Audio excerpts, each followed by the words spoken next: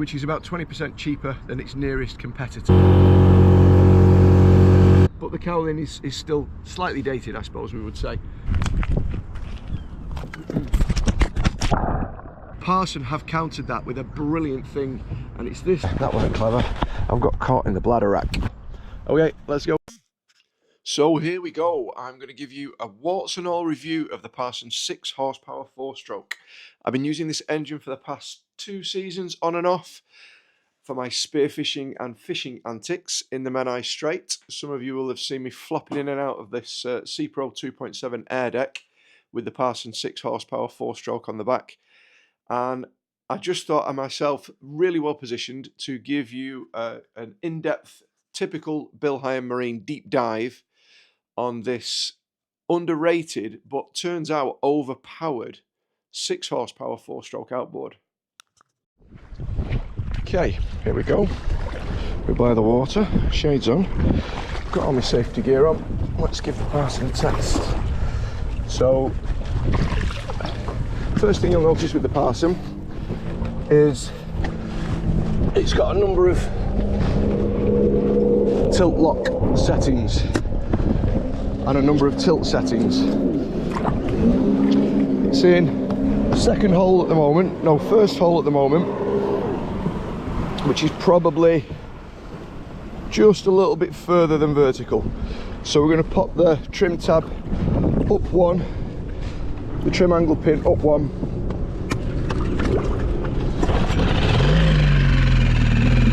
so the warm start seems good. It started first pull from warm. Also another great sign, we're in the boat, reverse gear. Let's get us away from shore.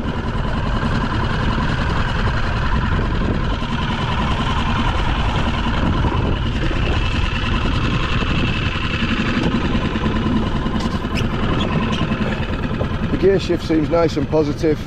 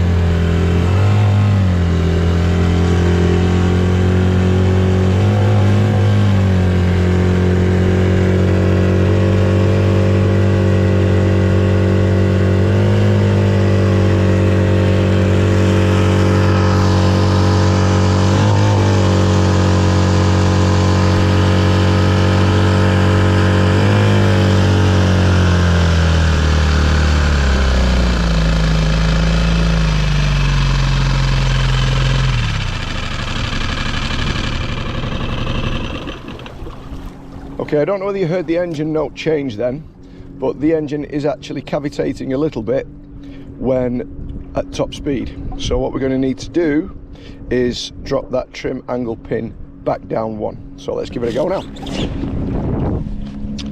To change the trim angle pin, we need to tilt the engine, and to tilt the engine, it needs to be in forward gear. That's it tilted.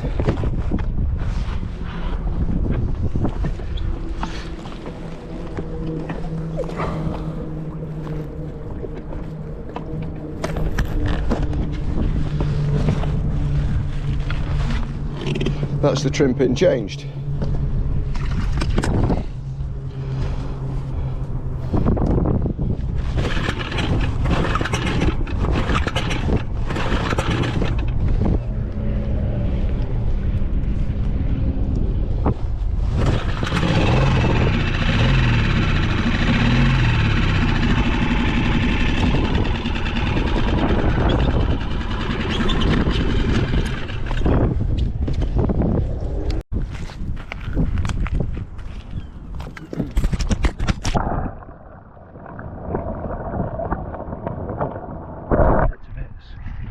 We're here in the beautiful Menai Straits, just off the coast of Anglesey. We've got Anglesey on this side. This is the town of Menai Bridge. We've got Menai Bridge in the background. And I'm here to do a review of the Parsun 6 horsepower 4-stroke. Is a well-priced engine. At the moment it's coming in at around £1,000, which is about 20% cheaper than its nearest competitor. The nearest competitor at the moment is the Tohatsu 6, and that's about £1,200. So a very well priced engine. It's got all the stuff that you would expect. It's got forward, neutral and reverse gears. It's got twist grip throttle. It's got reverse lock, automatic reverse lock when you put it in reverse. It's got an integral fuel tank. It's got a fuel feed for a separate fuel tank. Nice and light, weighing 26 kilos. Its nearest competitor is about 26.5. So very, very light, well performing. I've just done a back-to-back test actually between the 6 horsepower Parsun and the 6 horsepower Tohatsu. They were very, very similar actually. They both started second pull from cold. They both started first pull from warm. And they performed almost identically. The whole shot speed, which is onto the plane, for the Parsun engine was 7 seconds average. The Tohatsu was about 7.5, just under 8 seconds average.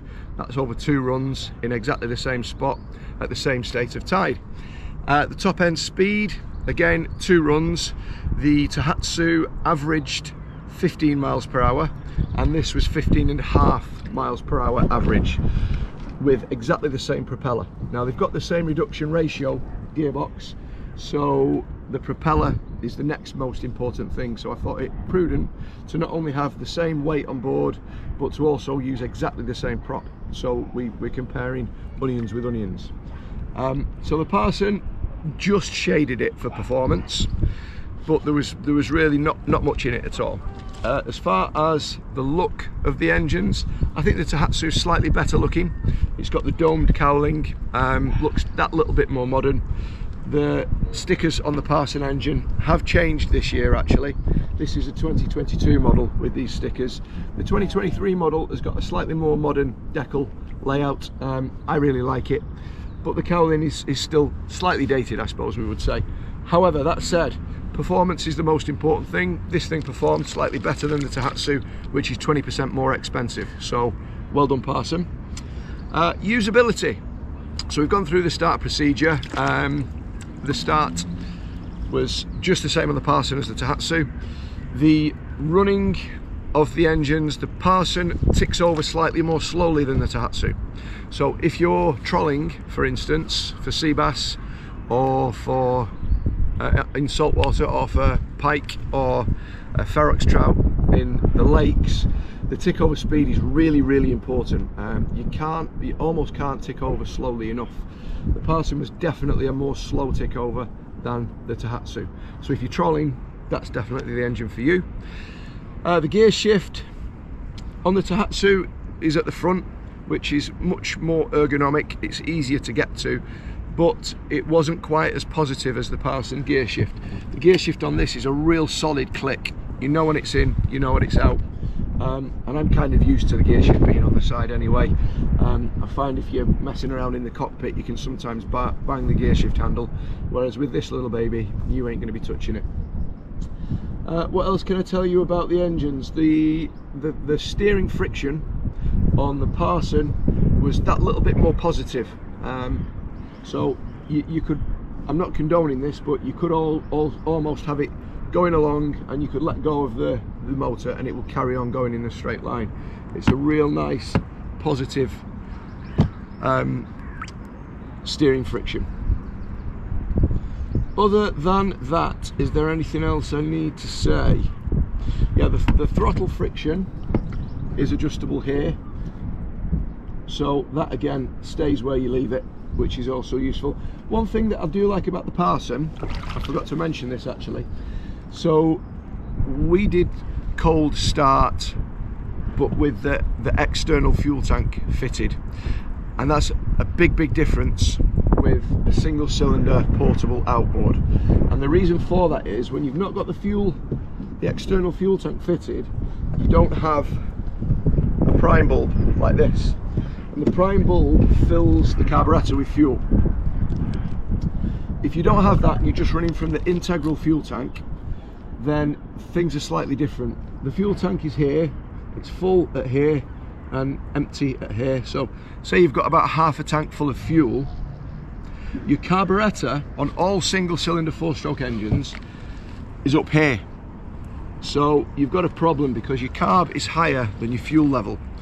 Now, to fill the carb on all engines apart from the Parsun, you then need to pull the engine over and the fuel pump will start pumping and shove the fuel into the carburettor. That can take up to 14 or 15 pulls. And on a hot day like this, 27 degrees, you can have a little bit of a sweat on, and if you're getting pulled by the tide, it's not a right lot of fun. So Parsun have countered that with a brilliant thing, and it's this little prime bulb here. So off the integral tank, you turn the tank tap on, you open your vent, and you push that about 10 times, and that in itself fills the carb for you. So this engine will start second pull from cold, even on the integral tank. Now, you show me a single cylinder 4-stroke other than Parsun that will do that, and I'll eat my hat. I'm not wearing a hat, so that's okay. That's enough of me waffling. Let's give the boat a little bit of a blast. I'll put it through its paces and I'll talk to you a little bit more after I have. And we'll try maybe, if I've got time, because I want to go fishing tonight, I'll try maybe to get a bit of drone footage so it looks a little bit cool. Okay, let's go. Okay, so start procedure on the Parsun 6 couldn't be simpler. First of all, you want your kill cord connected. That's the right place to have it, here or here, around a part of your body, not around a piece of clothing, even if it looks safe. So connect your kill cord. From cold, you will pull the choke out.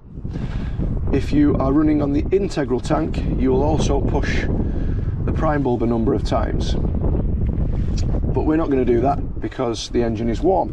We're just going to give it a bit of throttle. And away we go. An outboard engine should start first pull from warm all the time. If it's not doing, then your engineer isn't doing the right job. Yeah, that wasn't clever. I've got caught in the bladder rack. Let's row out of it.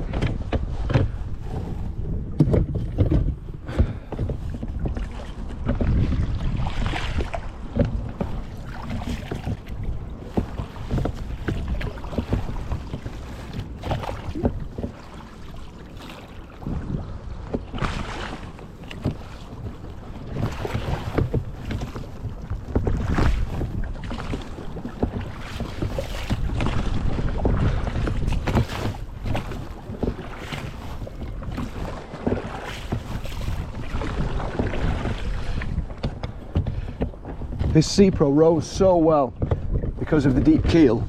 It rows like an absolute dream. Really, really predictable. Yeah, there's the bladder rack. Let's get rid of that.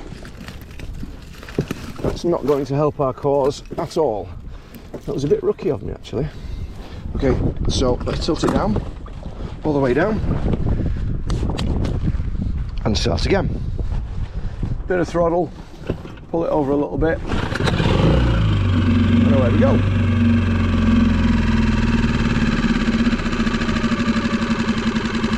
Give it a few seconds for the tick over to just calm down before you put it into gear.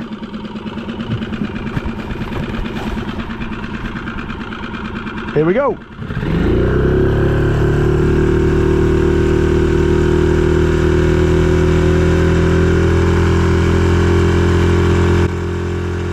Time onto plane there was 5 or 6 seconds. You can expect that in real life scenarios on a boat about this sort of size with a weight like mine. I weigh 12.5 stone and the boat is 2.7 meters in length. So if you're kind of that size and weight, then you can expect similar performance. Top speed we'll see pretty shortly is nippy 16 miles an hour. Quite surprising that, really. I was expecting it to be more like 14 or 15, but when I actually put the speedo on, it's 16 miles an hour, as I'll show you shortly. If you have a slightly larger application, so if your boat's a bit bigger and the weight that you have on board is a little more, then to give you an idea, I've used this motor with a 3.1 meter and a 3.6 meter Sea Pro air deck. with my family, and we can plane with 20 stone on board, just about. You need to balance the weight of people, get them a little bit further forward, but the boat does get onto the plane with the 6 horsepower Parsun, and you'll move along at similar sort of speed, about 14 miles an hour in that case, which I think you'll find for the size and weight of the engine is about as much bang for your buck as you can get.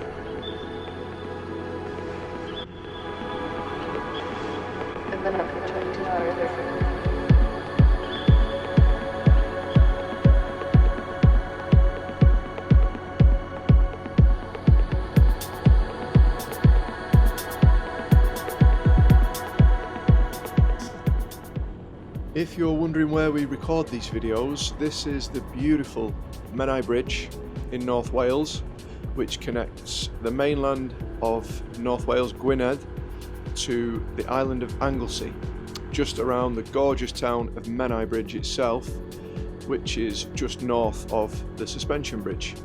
This is a place that I call home and have done for the past 8 years.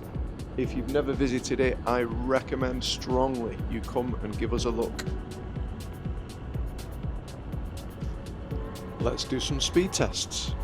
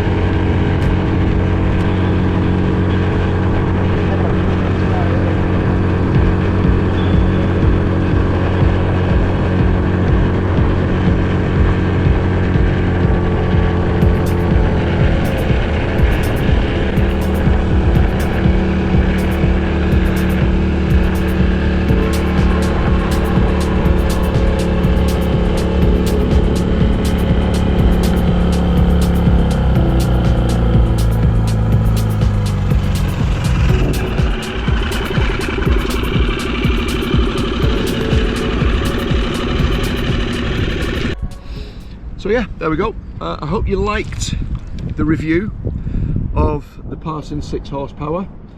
It's an engine that I've got a lot of faith in. They come with a 3-year no quibble parts and labour warranty, which is not subject to dealer servicing. That's something unique in the trade.